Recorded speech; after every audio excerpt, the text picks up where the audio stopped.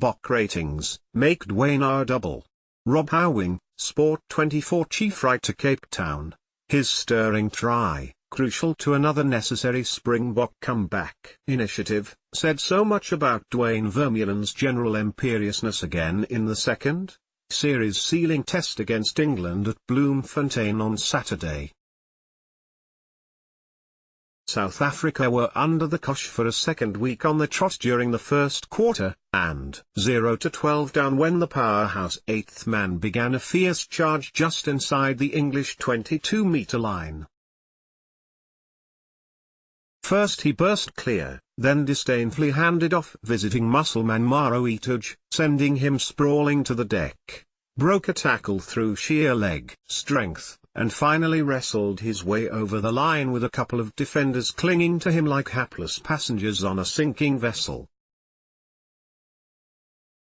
It was just the sort of G-up the box needed. For a redeveloping side, the way they gradually transformed the match, in almost a carbon copy of the first encounter, was a reflection of amazing maturity, skill and collective resolve. Vermeulen was again at the fulcrum of things both on attack and defense, this time finally earning the official Player of the Match award after this. Writer had also felt he warranted it by a short head from gritty scrum half Faf de Klerk, who got it in Johannesburg. England, after 12 points in the first 12 minutes, were not allowed the liberty of a single extra one for the remainder of the test as Siya Kolisi's box sent the crowd into raptures with a thoroughly deserved 23-12 outcome, ensuring a dead rubber at Newlands next week. "I don't know why we start so slowly," afterwards said one of the younger, emerging members of the current team, right-wing Spukosi, "but when the boys do wake up the vibe is amazing." Few box supporters would disagree on that point. Lost his first aerial contest, but that was about it for noticeable blemishes, really. His hands only got more secure as the game developed, and positional play was usually sound even if he didn't float lethally into attacks to the extent of last week. Penalised for blocking in one contest for a high ball, and failed to stop Johnny May en route to his try after coming across from the opposite side to aid a stretched defence. But also made some committed tackles, chased kicks stealthily and showed strong leg drive. No train smash, but again couldn't really stamp his mark to the extent he would have liked. Ran one smart inside line, and brought a couple of England runners down at the ankles. Ping for offside once. Needs a bit of technical work to stop the habit of having the ball stripped in promising situations, but also worked his socks off much of the time, including some firm hits, a thrilling breakout from deep after intercepting, and deft changes of pace and angles. As with Johannesburg, a constant willingness to get involved, even if space seldom presented itself for him to get to full pace. Won a welcome breakdown penalty. A solid general at fly half, where he easily eclipsed erratic opposite number George Ford, policed his channel well, and kicked almost flawlessly at posts, including a sweetly struck long-range monster.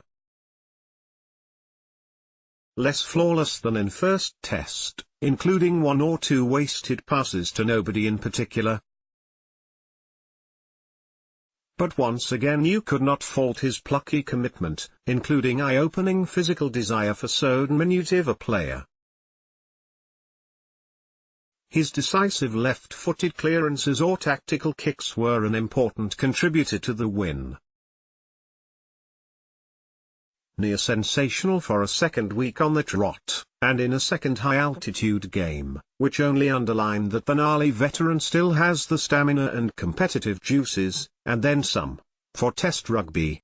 Superb, supplementary leadership figure, devastating ball carrier and earnest breakdown scrapper. wasn't going to retreat 1 inch when Argy-Bargy broke out, either, grew into the game tremendously, including seamless shift to second row when RG Snyman was subbed after 56 minutes. One of the Bok hard guys in uncompromising, sometimes fractious tussle. Huge hit on Makovo Nipola, who also should have seen yellow card when he blatantly slapped Du Toit in face once, and his tackle count just mounted and mounted. The birthday boy once again led with calm efficiency and assuredness, certainly overshadowing sometimes hot-headed rival skipper Owen Farrell. Won a breakdown penalty, and was consistently closer to the ball, I felt, and more industrious than we've seen for some weeks from him. Played the full match, which was at least partly a tribute to his legendary durability.